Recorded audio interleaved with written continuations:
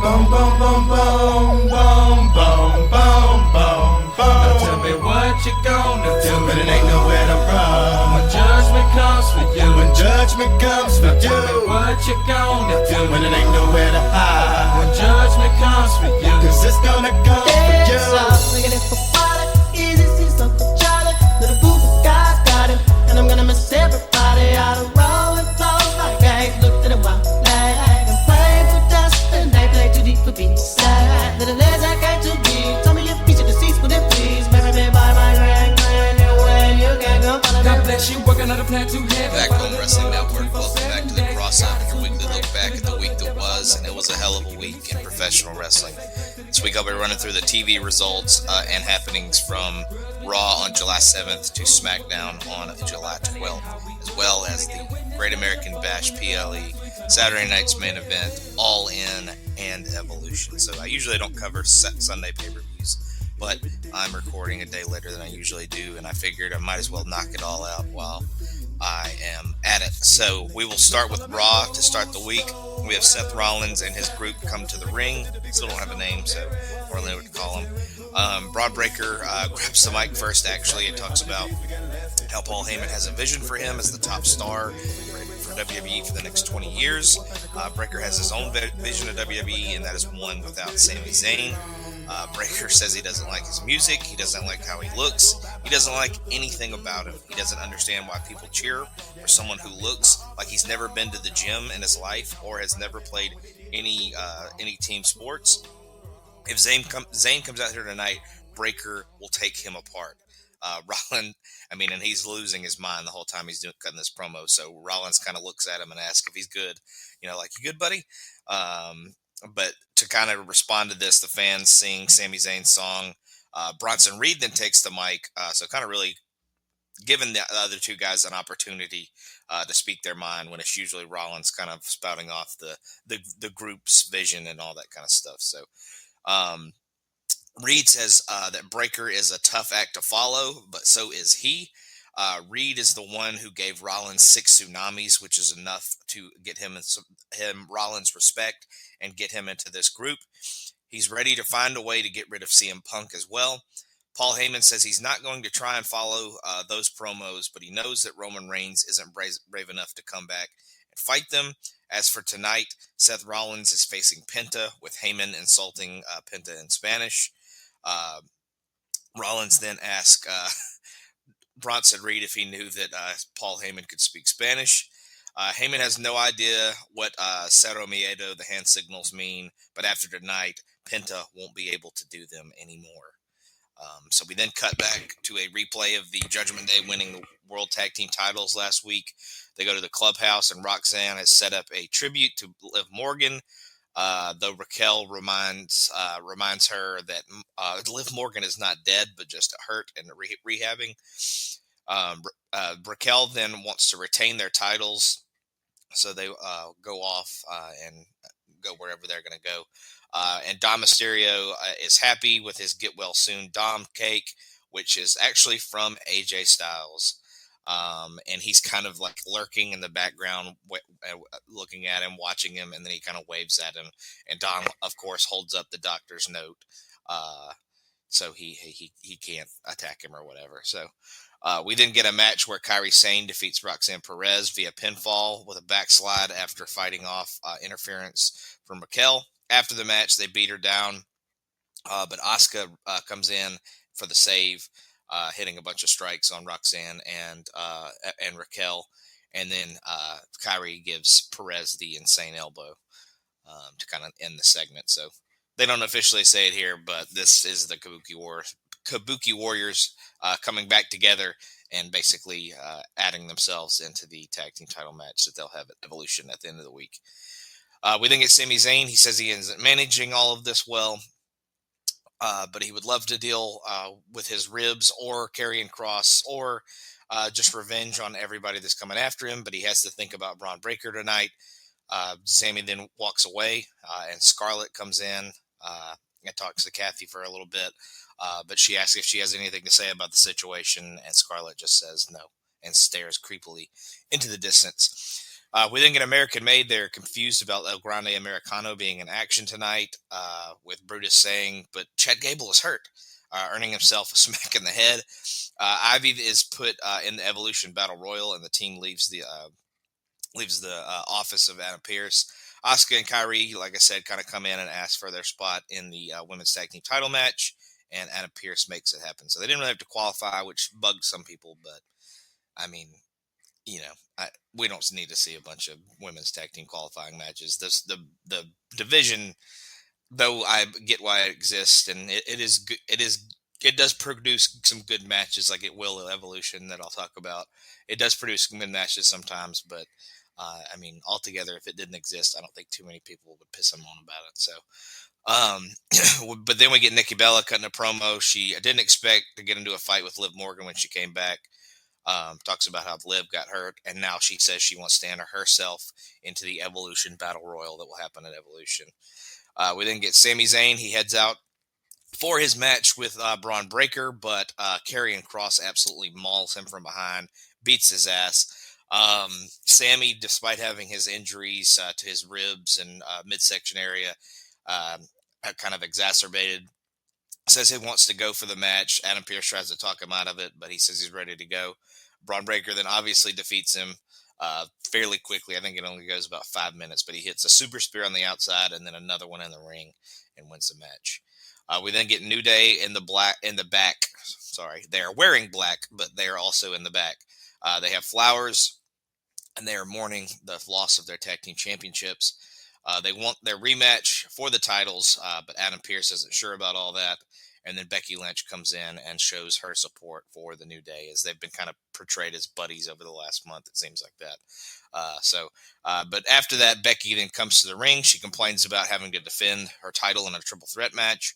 The odds are against her, and that isn't fair because she is the biggest star in women's wrestling history.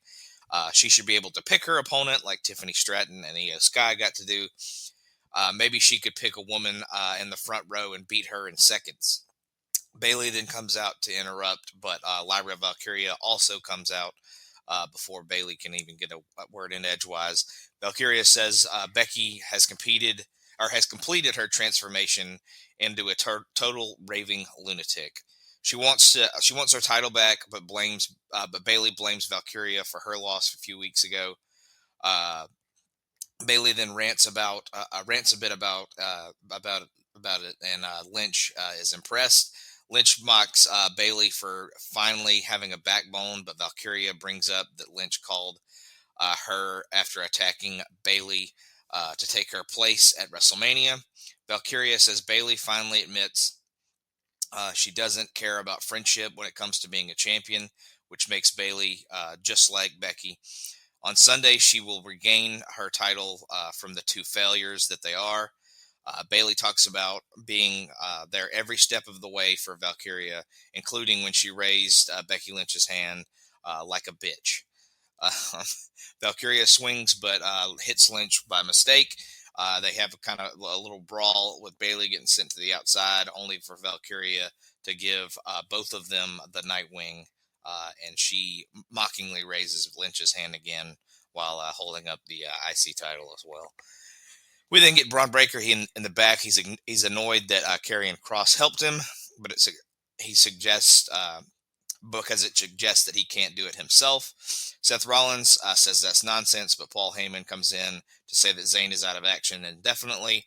Rollins wants Bronson Reed to do the same thing to Jey Uso, which works for Bronson, of course. Jey Uso then defeats Bronson Reed, but it's by DQ when a chair comes into play and Reed uses it. After the match, he hits a pair of tsunamis and leaves Uso laying as well. We then get LA Knight. He wants revenge on Seth Rollins, who sent Bronson Reed after him, but Knight was back in 1 week. This weekend, Knight will take Rollins out. How completely kind of on the nose that ended up being, as we'll talk about. But he said he'll take him out at Saturday night's main event. So we'll see what kind of happens there with Rollins and Knight, but we'll talk about it later.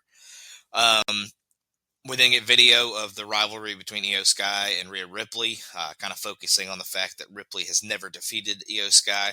We then get El Grande Americano, portrayed by Ludwig Kaiser, defeating Dragon Lee via pinfall with a running headbutt with a loaded mask, of course. So still continuing that gimmick. Paul Heyman then comes in to see Penta, setting up an argument in Spanish. Braun Breaker then comes in and says he doesn't know what Penta said, but to watch his tone.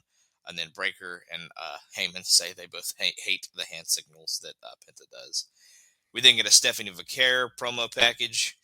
We then get Gunther to say that Goldberg is afraid of him.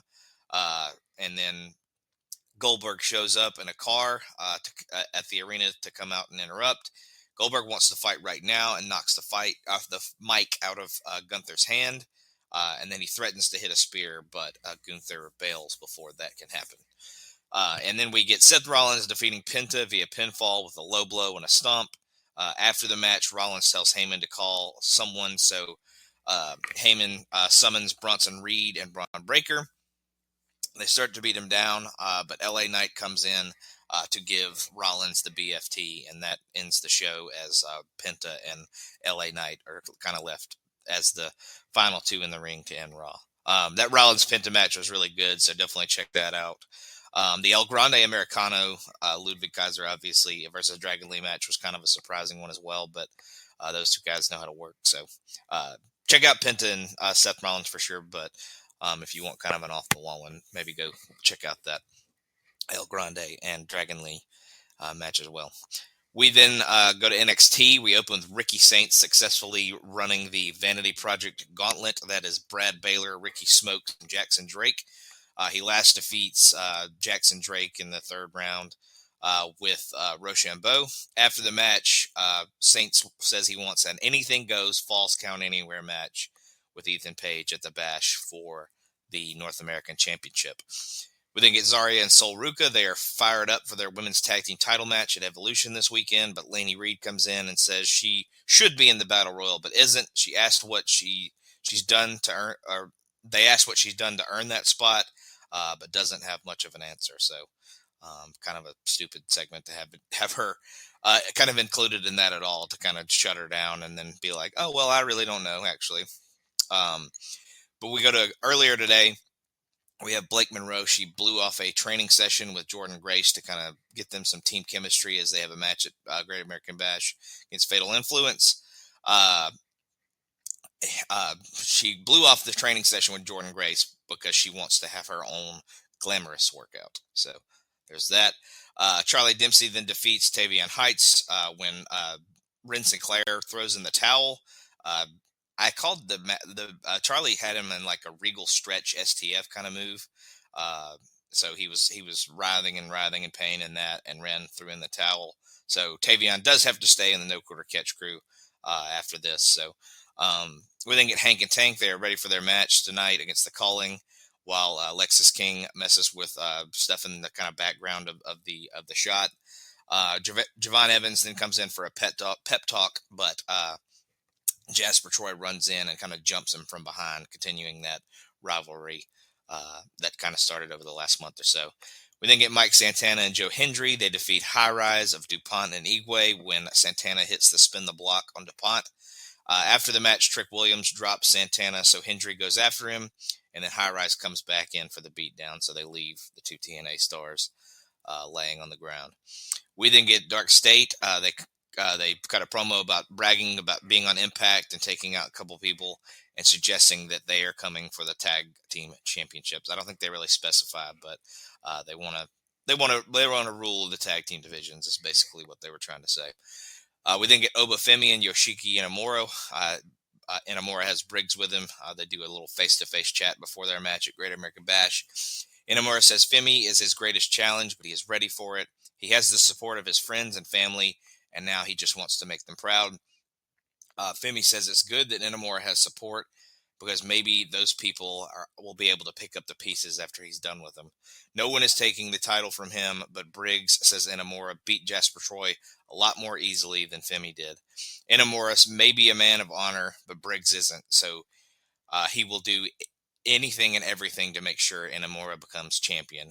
This is their chance, and then Briggs and Femi kind of brawl, but it gets broken up fairly quickly.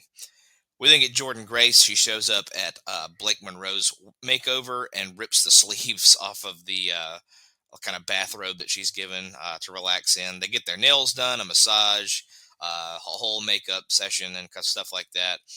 And then at the end of it, Grace kind of admits that she kind of likes this pampered lifestyle, that she's ready to team with Blake at the Bash. We then get Kalani Jordan defeating Laney Reed when she hits the one-of-a-kind moonsault. After the match, Thea Hale comes in for some revenge on Laney Reed, and kind of leaves her laying at the end of that. We then get another Jasper Troy attack on Javon Evans in the trainer's room as he's gotten taped up. We then have a meeting of the D'Angelo family, all 4 former members. Rizzo kind of called them all together, tries to talk to them about maybe reuniting and stuff like that and putting all these differences aside, but Stacks kind of shuts her down. Riz isn't having that and talks about what happened between Stacks and Tony. She realizes that this can't be fixed, so she has set up a triple threat next week for them to finally blow it all off. While she doesn't know if their paths will cross again, this for now will be their final battle. Stacks then says he's bigger than all of them and they can't take it. Next week he'll prove it, and then D'Angelo says he's done here, and him, Luca, and Stacks kind of have a stare off before we cut away. We then get Jasper Troy. He says he wants an NXT title match once again, despite losing his number 1 contender match last week. And then Javon Evans is the one that jumps him this time and does a big dive out onto him and some security guards to kind of end that segment. We then get Tatum Paxley. She likes being part of the calling, and she's ready to help them win the tag team championships tonight. They do not do that as Hank and Tank successfully defend against Vance and Spears when they hit the Hank and Tank Express on Spears. Cale Dixon is then shown in the back, says he can't wrestle due to high blood pressure caused by anxiety. Andre Chase kind of seems pissed about him pissing away an opportunity, but is trying to be more understanding and says he understands, and they'll run it back another time. We then get Ava. She comes out. She talks about the first Evolution pay-per-view that happened a few years ago. She says it took place when she was in high school, if you want to feel old. She's so proud of NXT, and they will be all over Evolution with Jada Parker, Lola Vice, Kalani Jordan, Lash Legend, Izzy Dame, and Tatum Paxley being in the Battle Royal. Of course, Fatal Influence comes out to interrupt and say they'll be the most important part of Evolution and the NXT presence. JC Jane obviously says she's the focal point of the show, so Jordan Grace comes out and says she'll take her title when that happens. Lash Legend comes out and says she's going to win the Battle Royal. We then get Stephanie Vaquer randomly returning to NXT and says she thinks and hopes Grace will win the title off of JC Jane. We then get Maxine Dupree and Natalia randomly out there to say they'll be the last 2 in the Battle Royal and may the best woman win. Jada Parker then pops up in the crowd, says she'll win, and then, of course, we get the classic NXT, everybody get in the ring and throw down. So we get a huge brawl to end the show. So like Ava kind of said, NXT is going to be a presence throughout all of Evolution. So and it actually ends up working out pretty well for them. So especially in the Battle Royal, we'll talk about that when we get there. But yeah, big presence for NXT on that. But we'll cut to Dynamite first. Or next. I mean, Mercedes Moné wants to get some final comments in about Toni Storm before Saturday.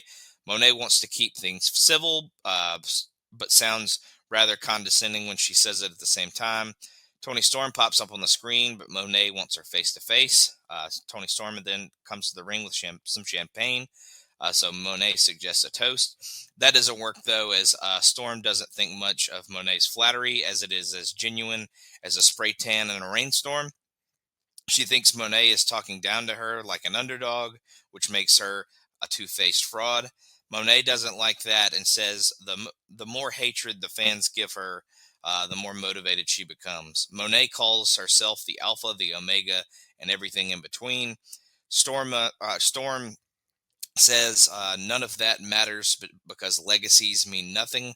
All that matters is the time when they face off, because Monet deserves every title in wrestling except the one that she has around her waist.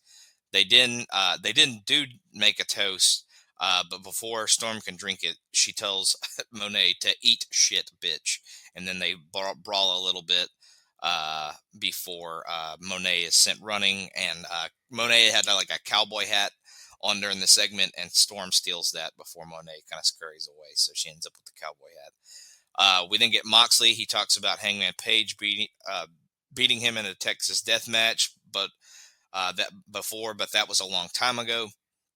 Moxley finds Page pathetic, but Page has one chance to do this, so don't blow it. Page is all the way in, so we'll see if that ends up motivating Hangman to do so. We then get Protoshita defeating, which is Kyle Fletcher and Takeshita. They defeat Brody King and Bandito when Takeshita hits the Raging Fire on Bandito. I'm going to go ahead and say that's the match of the night, as obviously heading into All In, their biggest show of the year. A lot of this is promos and not a ton of like long existing matches, but Protoshita versus Brody King and Bandito was match of the night for me. The Outrunners aren't happy with their loss on Collision to FTR, but they're not giving up, and they will be still coming for them. We then get FTR running into the Patriarchy in the back with Christian Cage promising a tag title win on Saturday.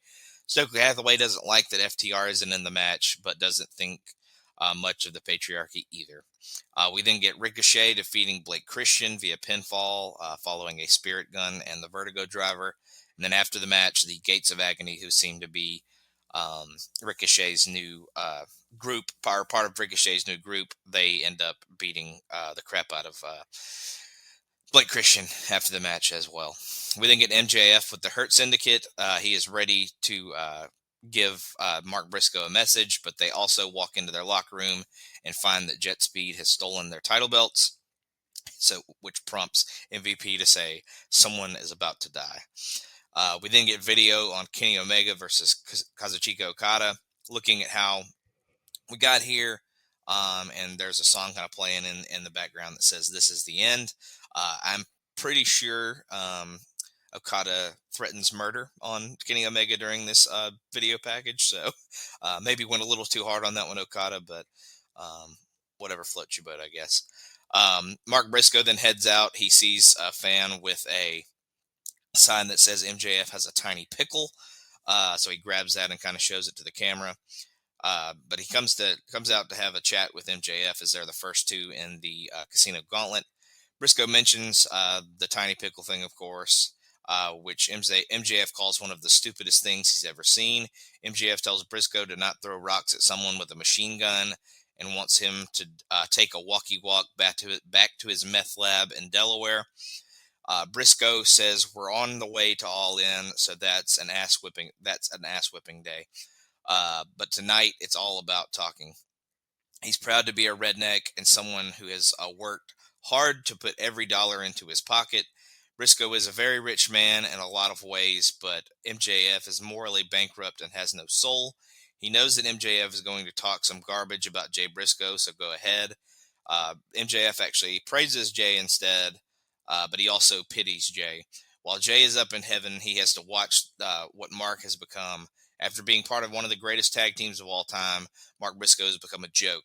If Jay was here, he would say that it should have been Mark in the accident and not himself. And that's enough for a brawl to start. The Hurt Syndicate then come out to help MJF, but Jet Speed comes as well. The Syndicate are actually the ones getting beat down for once. And then the Patriarchy come in to help take out the Syndicate as well. And they end up hitting a concerto on Lashley's knee. So for once, the Syndicate actually is the ones laying at the end of the segment. We then get Megan Bayne defeating Queen Aminata, Tekla, and Tamello when she hits a running powerbomb on Queen Aminata. We then come back from commercial break, and Aminata jumps Tekla in the back. before they're separated. Mark Briscoe then comes in to rant about MJF and as swearing vengeance at All In. And then we get Samoa Joe defeating Wheeler Yuta via submission with a coquina clutch. After the match, Gabe Kidd runs in to take out Joe, but the Ops come in to make the save. And then we get our main event where the Young Bucks and the Death Riders, represented by Claudio and Mox, defeat Shibata, Hobbs, Ospreay, and Hangman when Mox makes Shibata pass out to the Bulldog choke. Like I said, Protosha versus King and Bandito was the best match. That main event match was good as well, but I would go with that earlier tag as my match of the night. We then go to Impact. We open with the Team by Elegance, defeating Myla Grace and Harley Hudson when Ash hits Rarefied Air on Myla Grace. We then get the Rascals and the Hardys in the back. They are ready for their 8-man tag tonight. The Rascals are actually Zachary Wentz and Myron Reed this week. Trey Miguel is out with some type of injury and is recovering. We then get Cedric Alexander and the Great Hands. They defeat 3 members of Ali's Secret Service. They don't think they ever even get names, but Cedric hits one of them with the lumbar check to finish the match off. After the match, Ali comes in and goes after Cedric, who fights back but ends up getting low blowed by Tasha Steelz, and then Ali uses a chair on Cedric before him and Tasha leave, kind of having the Great Hands kind of be confused and Alexander left laying. We then get Lei Ying Lee and Masha Slamovich. They defeat Fatal Influence when Masha hits a snowplow on Fallon Henley. We then get video on Moose versus Leon Slater for Slammiversary and look back at the history of the X Division. Slater runs into Moose and the rest of the system. He still wants to take the title from Moose and become the youngest champion in history. Moose isn't impressed, and Slater leaves. But here's Matt Cardona, who obviously doesn't like the system either. Doesn't like them, and then they kind of walk away. But Brian Myers comes back and says, seems to think about saying something, but ends up leaving too. So Myers and Cardona seem to be headed for a collision course. We then get Steve Macklin retaining his international title against Mance Warner and Jake Something when he hits the KIA on Mance Warner.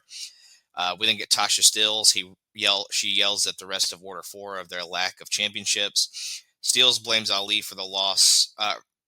Steelz blames Ali for his loss to Mike Santana, which started the team's downward spiral. They're going into Slammiversary as a team. Is that clear?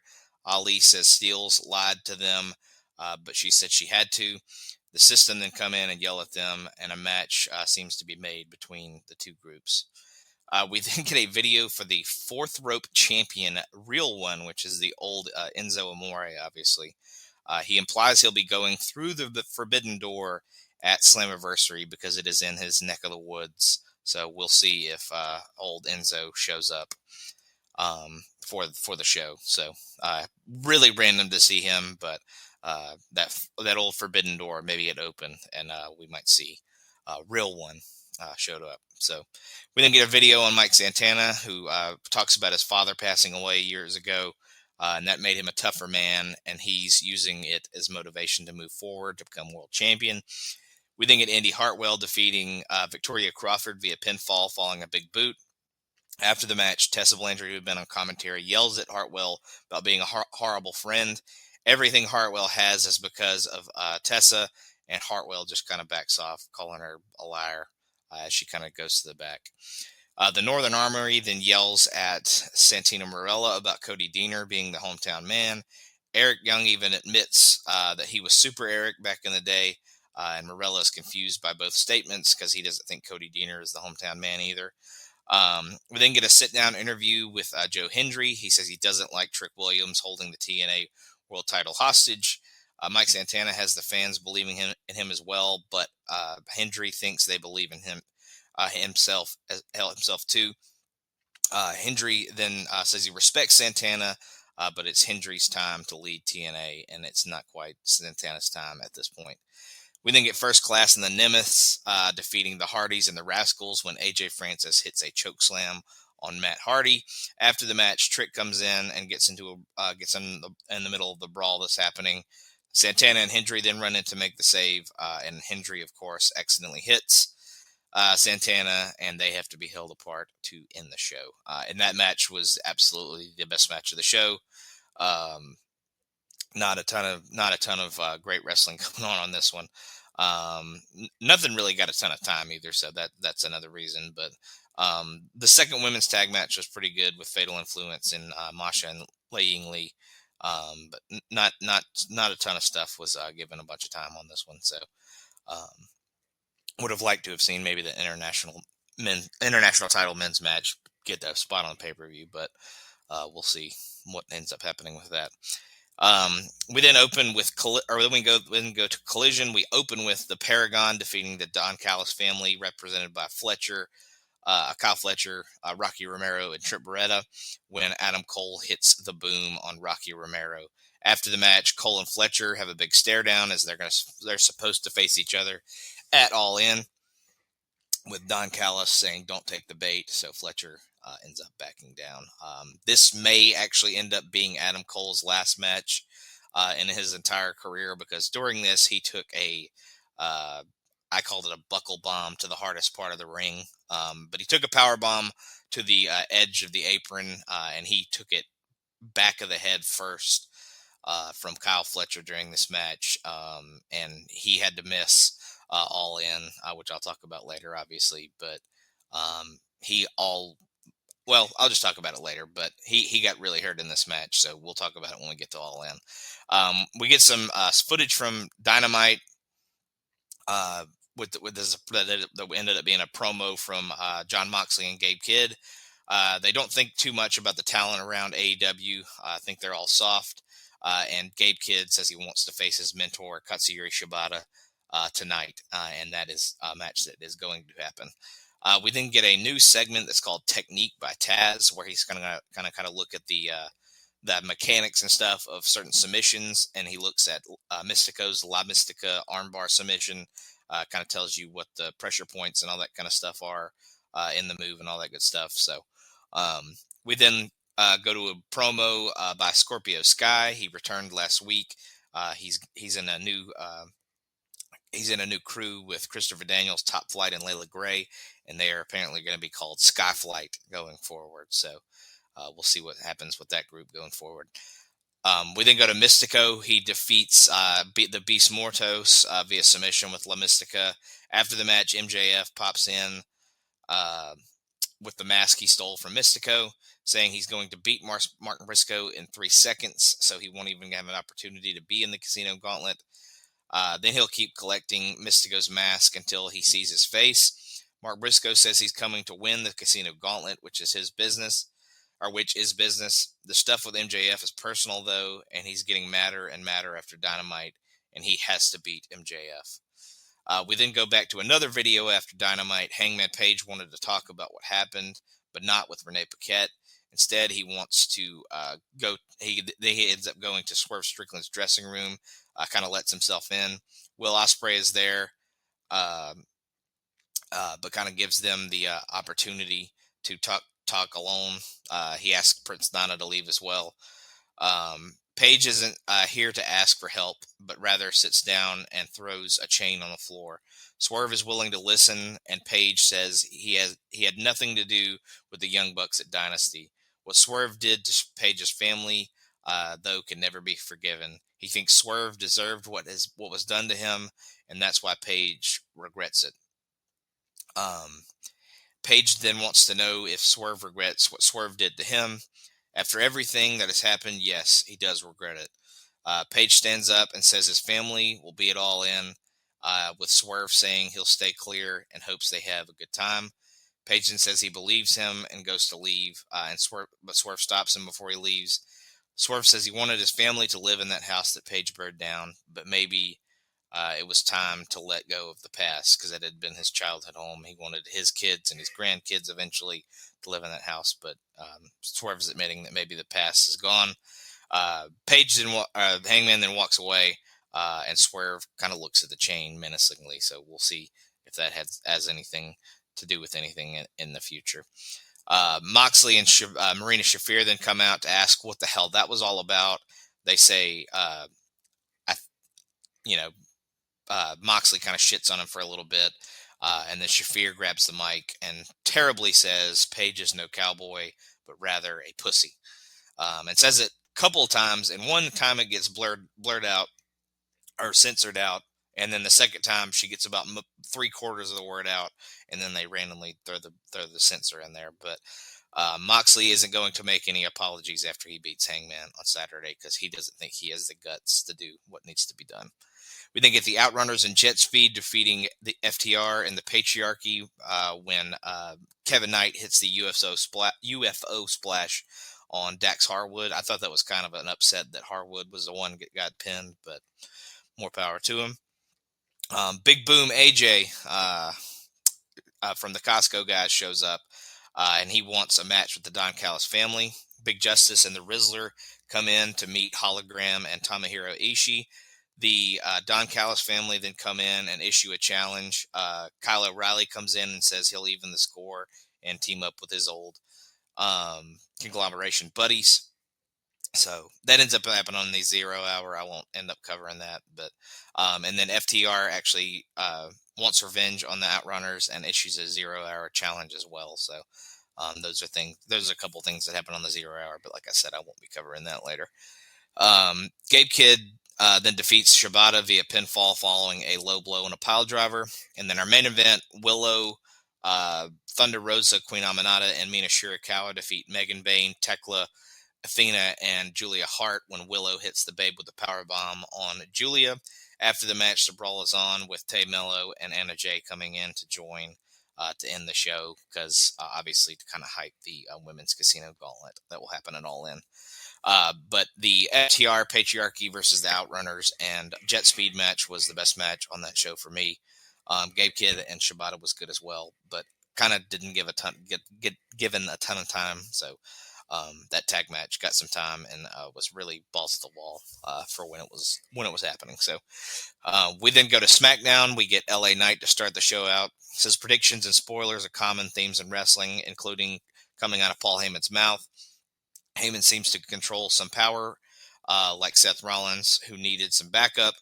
LA then gets serious when he talks about Rollins ordering his goons to try to take him out. They're fighting at Saturday night's main event tomorrow night. He wants dignity, he wants justice, and he wants to hurt Seth Rollins again.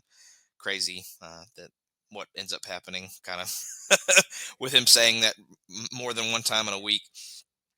Just because Rollins isn't scared, it doesn't mean he won't get a beating. Heyman then comes out, who talks about looking into the future for himself and his guys. Their future is the future of the entire industry. As for Knight, Heyman sees nothing because he has no future.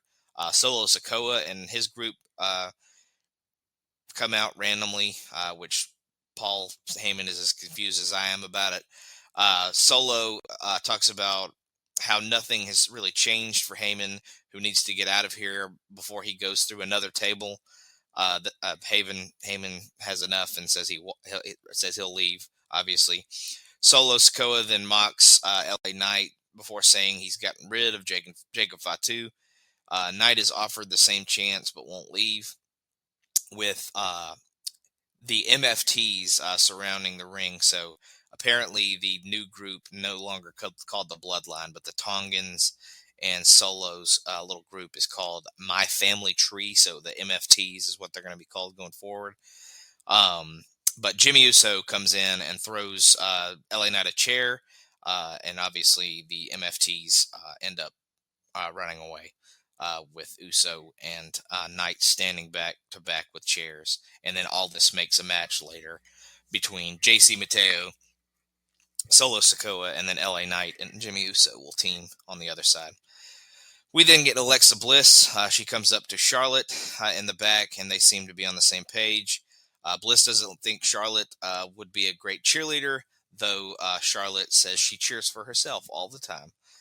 So we then get kind of a preview of the tag team title match at Evolution, where Alexa Bliss defeats Kairi Sane, Roxanne Perez, and Sol Ruca, defeating one member of each team when she hits the Sister Abigail DDT on Kairi Sane to get the win.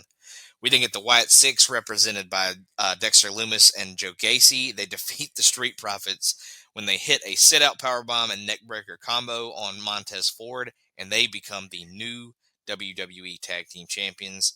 I'm pretty sure I fake threatened to quit this show if they won this match, and then they end up winning this match. So, unfortunately, I think they have a great tag team division on SmackDown, and they literally gave it to the worst team they possibly could have. But the match wasn't all that bad. I'll give them credit. It was better than I was expecting. But Loomis and Gacy over DIY, Motor City Machine Guns, Fraxium, Street Profits. So we'll see what they do with them. Hopefully they continue to kind of keep improving, but we'll see where it goes. The rest of the tag division is in the back. Doesn't think this is a good thing that just happened. DIY saying this wouldn't have happened if everyone had listened to them. Ray Phoenix and Andrade then come in and mock DIY, and obviously this sends Tommaso Ciampa into a tizzy. We then get another video for Goldberg versus Gunther that'll happen at Saturday night's main event. We then get Jelly Roll out to perform a song live for the SmackDown crowd, but Logan Paul cuts him off. Paul doesn't like celebrities and influencers coming into their world because it's disrespectful to wrestlers like him. Paul says, starts talking about his podcast signing a new deal with WWE Podcasts and Fanatics, but Jelly Roll then cuts him off. Jelly Roll says no one cares about his podcast, but Paul calls Jelly Roll an outsider. Randy Orton comes out and goes on a heck of a rant about how Paul is the real outsider in this segment here. Jelly Roll then says he deserves respect, but here's Drew McIntyre to Claymore Randy Orton. McIntyre is taken out by security, so Logan Paul then jumps Randy as well, with Jelly Roll making the save. Paul is then also taken out by security and stops to once he gets kind of to the entrance area, all of Jelly Roll's instruments are still there, and he starts breaking shit when he gets over there. After the commercial break, though, Jelly Roll says he'll be at Saturday night's main event to make sure Logan Paul doesn't get involved in Randy Orton and Drew McIntyre's match that happens that night. We then get R-Truth scoring an upset victory over Aleister Black with a surprise roll-up. Very weird match, very short, very weird. Didn't like it. I don't like Aleister already taking pinfalls. After the, Aleister starts going after Truth after the match, and Damian Priest comes in to help before R-Truth can get beat up too badly, and then Aleister ends up hitting Priest with the Black Mass instead. We then get Tiffany Stratton and Trish Stratus for a face-to-face before their match at Evolution. Stratton says that she picks Trish Stratus because she has beaten everyone else. Why wouldn't she want to face one of the best of all time? Stratus says she doesn't need to win to be the best ever, but when she does, Stratton will leave with nothing. Stratton says she's learned about Trish on those VHS tapes from back in the day, with Stratus asking if she heard that joke on TikTok.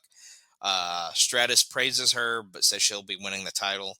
And then Naomi comes in to tease that she may cash in on Sunday. But Jade Cargill comes out and runs and jumps her from behind to get a little bit of revenge from the earlier in the week.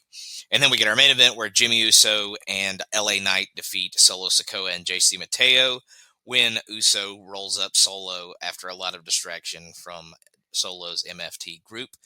After the match, LA Knight ends up hitting Solo with the BFT, but ends up getting speared by Braun Breaker, and then gets hit with a tsunami from Bronson Reed. So Rollins guys coming out to make sure that he goes in weekend for him and Rollins' match at Saturday night's main event. But the women's 4-way, the kind of preview for the tag title match earlier in the show, was the best match for me on SmackDown. And now we'll get into our big weekend of shows, starting with Great American Bash. We open with a video that looks back on the history of the Great American Bash as a pay-per-view, shows some footage of the first bash from 40 years ago, and says tonight the tradition will continue.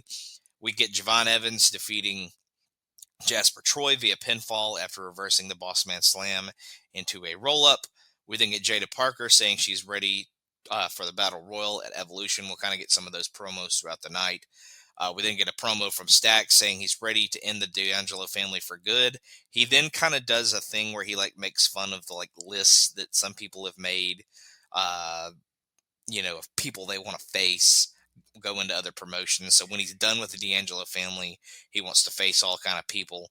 He wants to make the Heritage Cup the #1 title in NXT. Says he's been trying to come after some real stars like Coco Beware, Logan Paul's dad, Mike the Situation from Jersey Shore, and even A-Train. Apparently, A-Train is the only one that has accepted his challenge, so Stax goes to face him at the Performance Center. But apparently A-Train was hacked, and it wasn't him who responded. A-Train then tells him to keep his head on a swivel because while they were talking, someone has stolen his Heritage Cup. We then get Zarya and Solruka. They say they are ready to win this weekend. Kind of in the middle of the promo, the Dark State kind of hacks their video, but kind of just poses with their mask and stuff like that, and I don't really say much. We then get Solruka defeating Izzy Dame to retain her Women's North America title when she wins via pinfall following the Soul Snatcher. We see Blake Monroe doing her makeup while Jordan Grace warms up with some of the stretchy bands and stuff like that. We then get Ethan Page defeating Ricky Saints via pinfall following an Ego's Edge off the stage through a pair of tables on the floor. So despite the fact that Ricky got to pick the stipulation, Ethan still wins and retains his championship. We then get Luca Crucifino. He is ready for the biggest match of his life coming up Tuesday on NXT. We then get the contract signing for the TNA World Title match at Slammiversary between Santana, Trick, and Joe Hendry. Santana talks about how he doesn't take moments like these lightly. He knows he has a big chance. He's ready to show what it means to him, and which is what Trick used to do.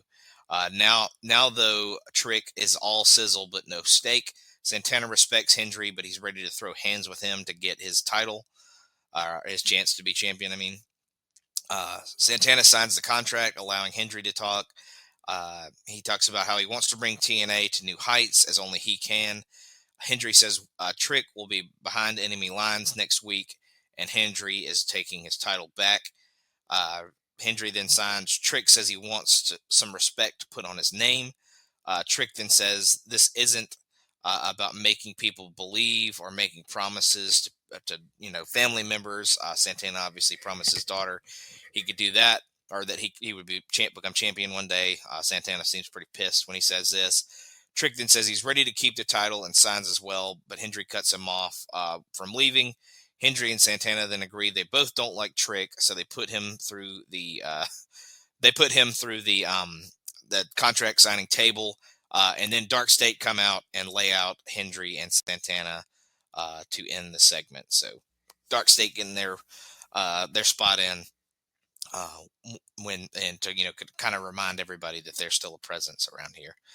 We then get Kalani Jordan cutting her promo about being in the Evolution Battle Royal, saying she wants to win.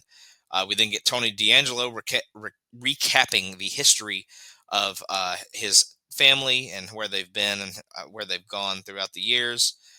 He's ready to end it, though, on Tuesday.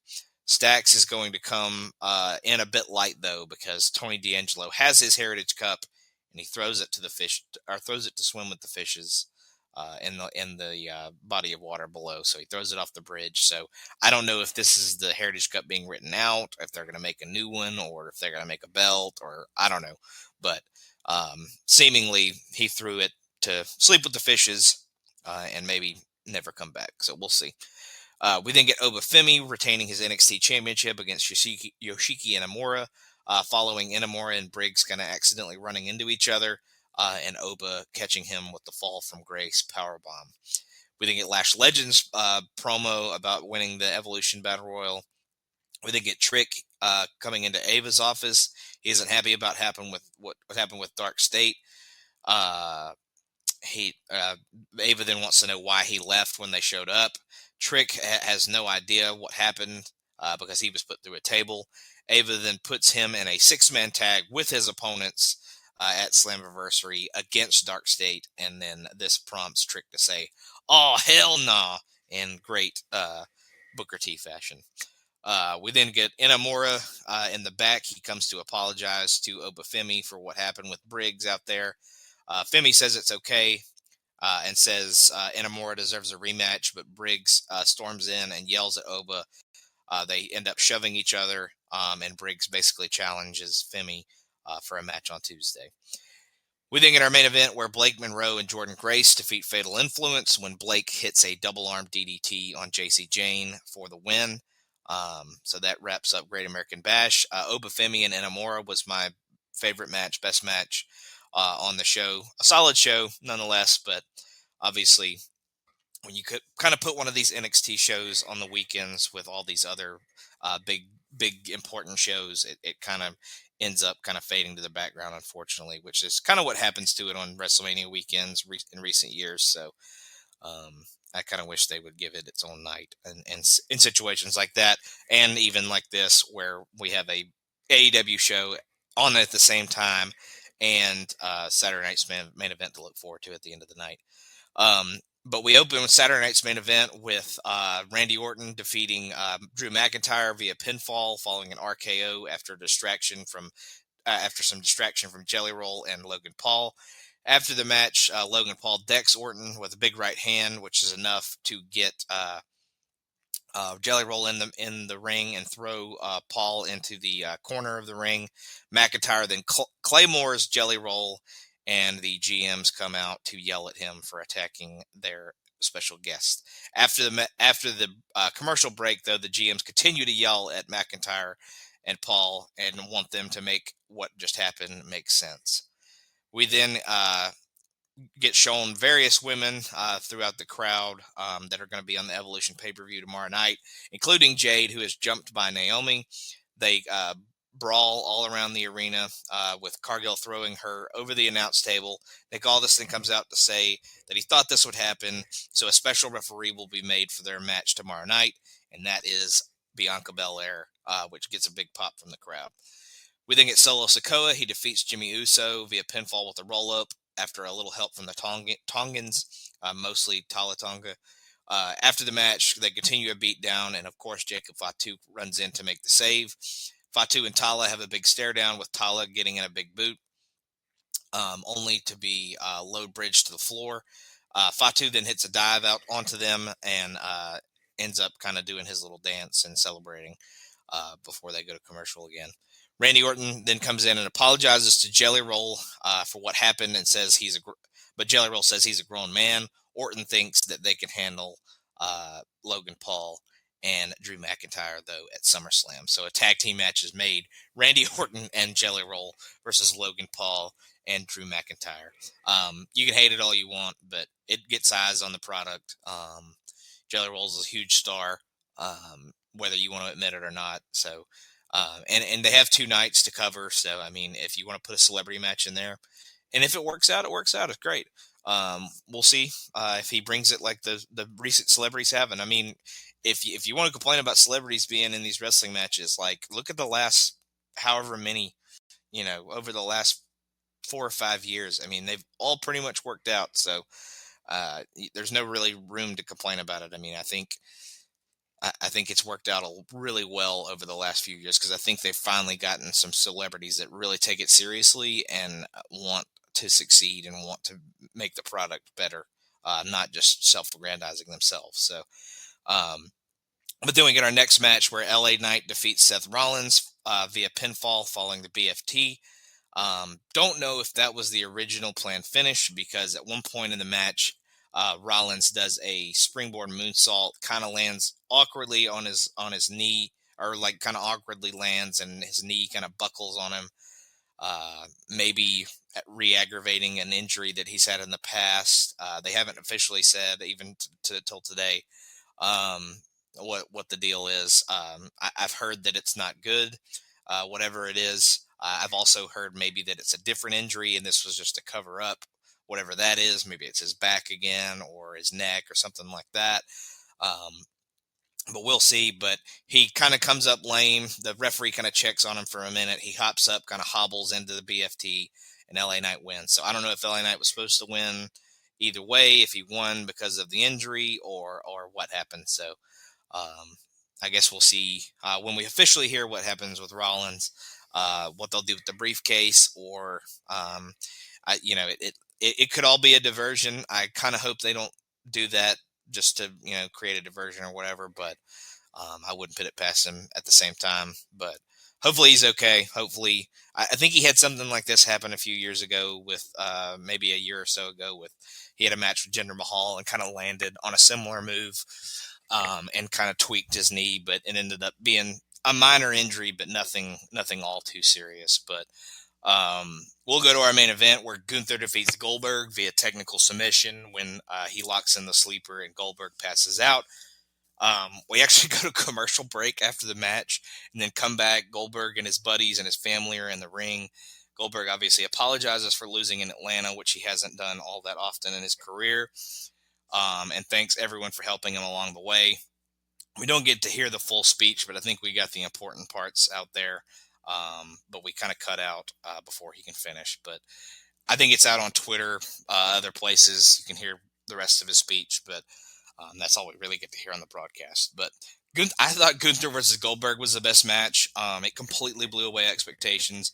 Again, maybe not the cleanest and best in-ring match, but I think for what Goldberg can do at this point, and it's a testament to Gunther as entertaining as it was. So I'm going to give them credit and give them the match of the night. It might not have been the best technical in the ring match throughout the night, but you probably would have given that to maybe Knight and Rollins, but the finish kind of muddled that a little bit too. So it was kind of a tough one to pick for, but I thought that outkicked its coverage way more than it should have to me. So I'm going to go with it. We'll then go to All In. We've got 2 shows left. We open All In with the ops of Hobbs, Joe, and Shibata defeating the Death Riders, represented here by Yuta, Claudio, and Gabe Kidd, when Samoa Joe hits the Muscle Buster on Yuta. After the match, the Death Riders continue to beat the ops down, with Joe's neck eventually getting Pillmanized. So they stick his head in the chair, and Claudio does a stomp to kind of hurt Joe's neck.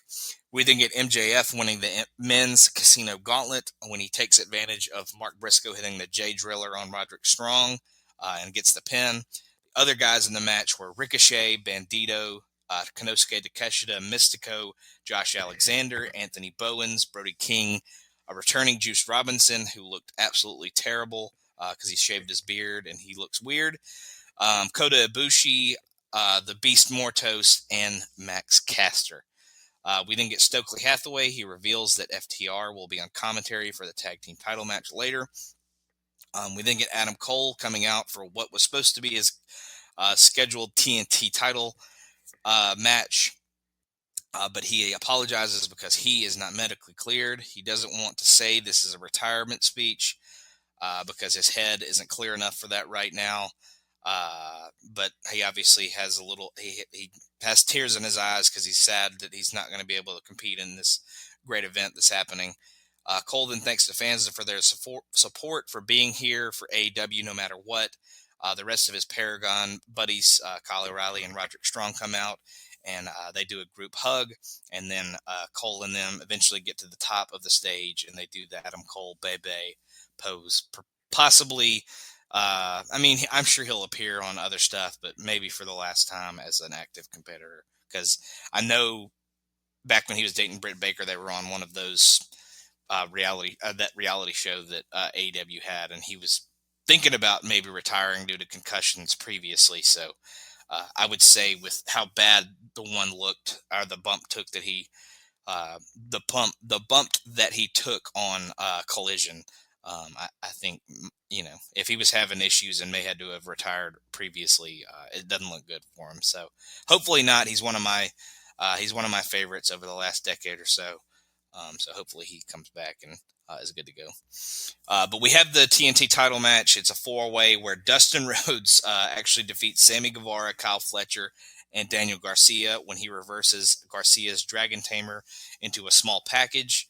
And Dustin Rhodes becomes the TNT champion, while he is already also the ROH tag and 6-man tag champions as well.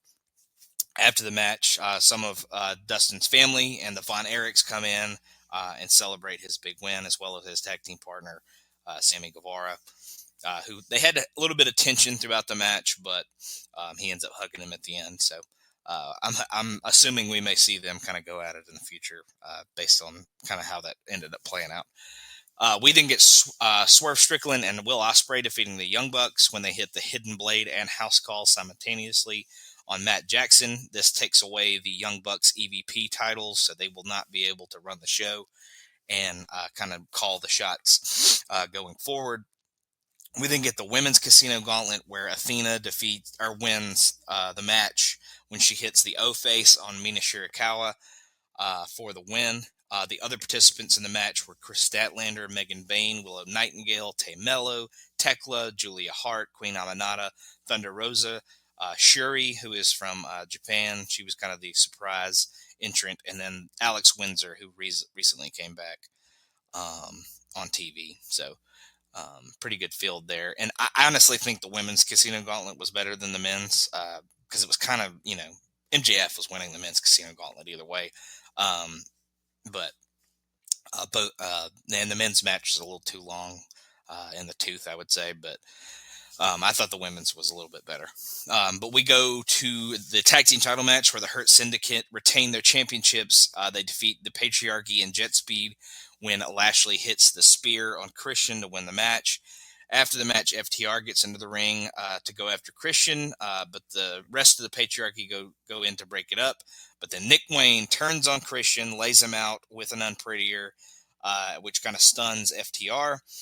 They end up loading up a concerto to kind of put Christian out for good. But Cope ends up returning, kind of does the whole Jeff Hardy thing where he does his whole dance and entrance while his supposed best friend could be getting his skull crushed. But eventually comes in, makes the save, runs off everybody with his spiked, like his 2x4 with spikes on it that got used in a match a few months ago. But Cope cleans house and helps Christian up. But instead of like embracing him, he tells him to go find himself because he wants him to really admit that he needs him going forward or whatever to kind of deal with all their problems. So we will see Edge and Christian, Cope and Christian, whatever you want to call them, reunion at some point, but Christian's going to have to admit that he was wrong in the past. We then get Toni Storm defeating Mercedes Moné via pinfall when she hits a middle rope Storm Zero. She had hit 3 Storm Zeros back to back kind of before that. And once Mercedes kicked out of that, I kind of assumed Mercedes was going to win the match, but she ends up hitting a middle rope one, and that's good enough for her to retain the championship. So we then get Kazuchika Okada defeating Kenny Omega via pinfall following the Rainmaker to become the AEW Unified Champion. So he basically is the Continental and International Champions now, and they have a new belt for it, but they've kind of said they're not going to.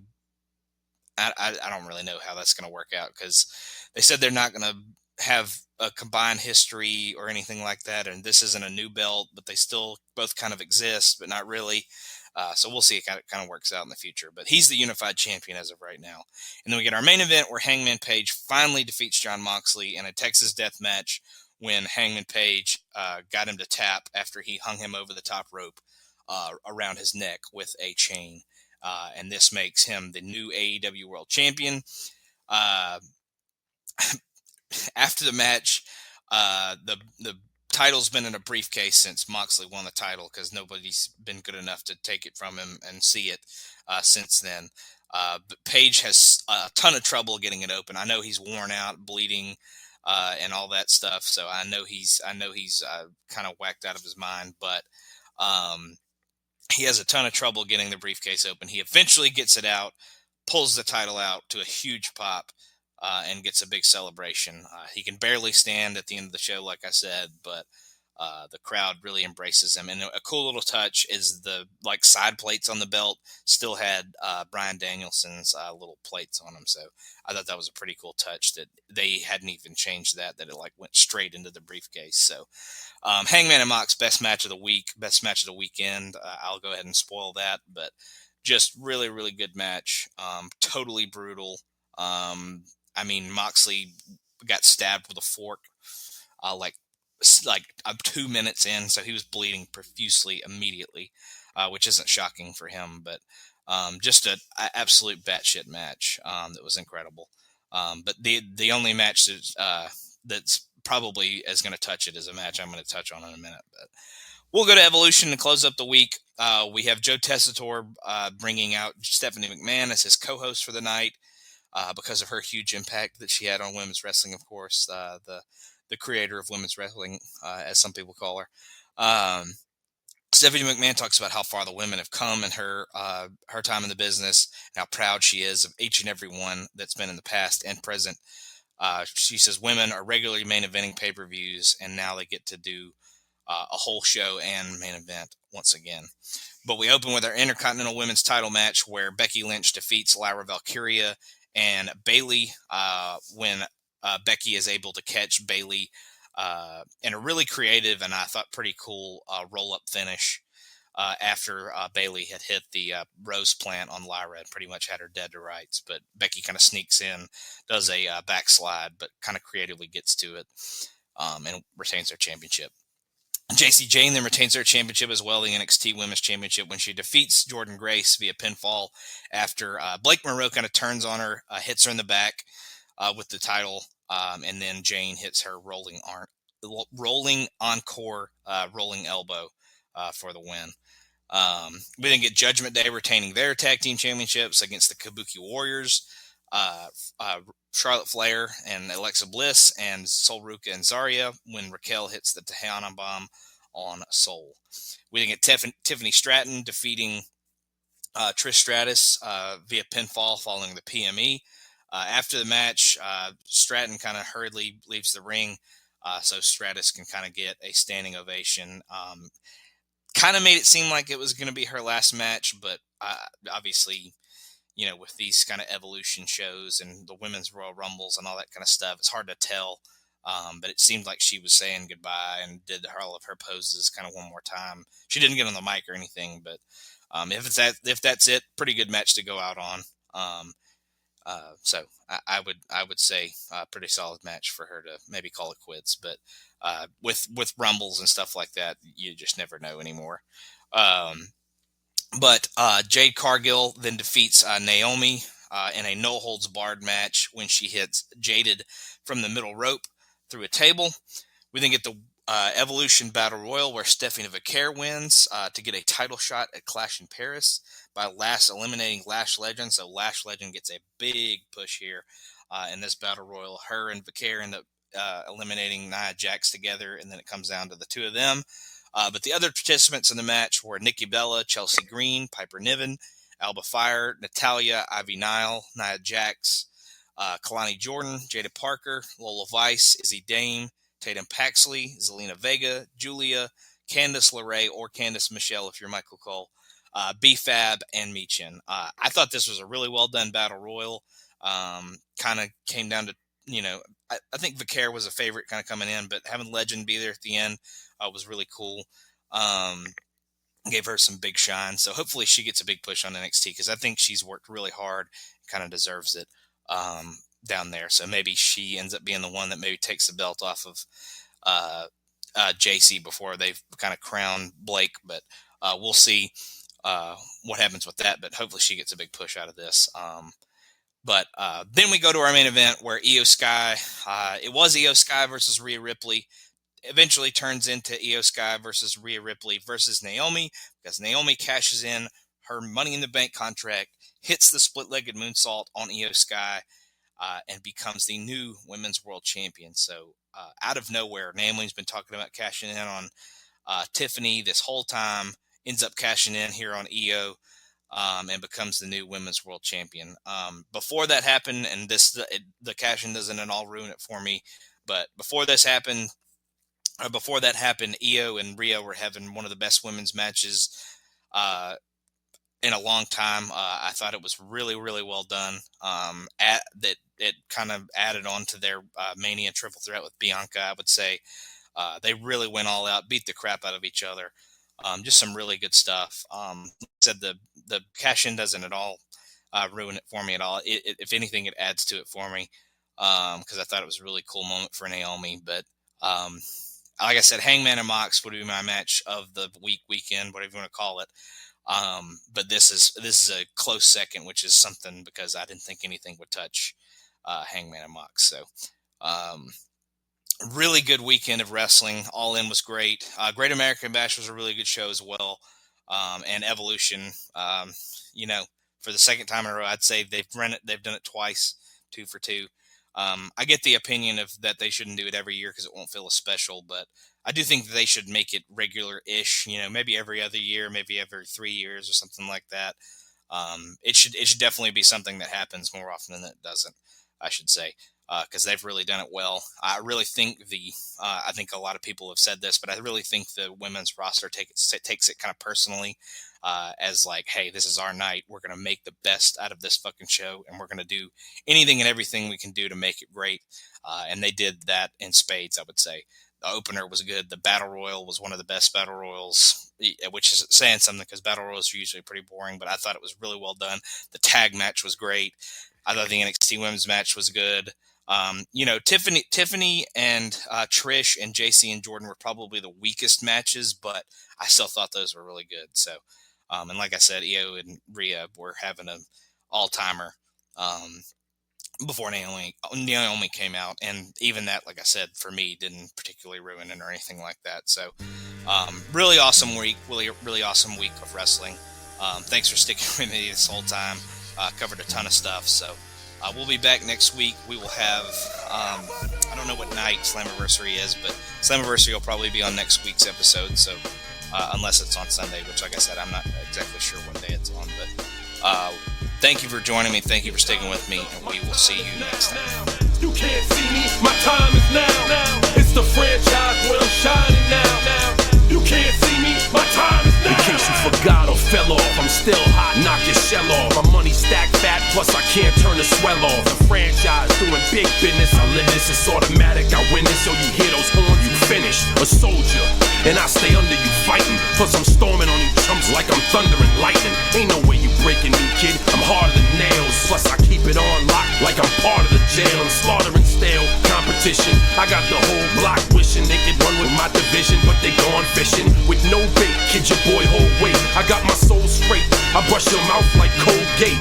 In any weather, I'm never better. Your boy's so hot, you never catch me in the next man's sweater. If they hate, let them hate. I drop your whole clan. Lay your ass down for the 3-second tan. Your time is up, my time is now. You can't see me, my time is now. It's the franchise where I'm shining now.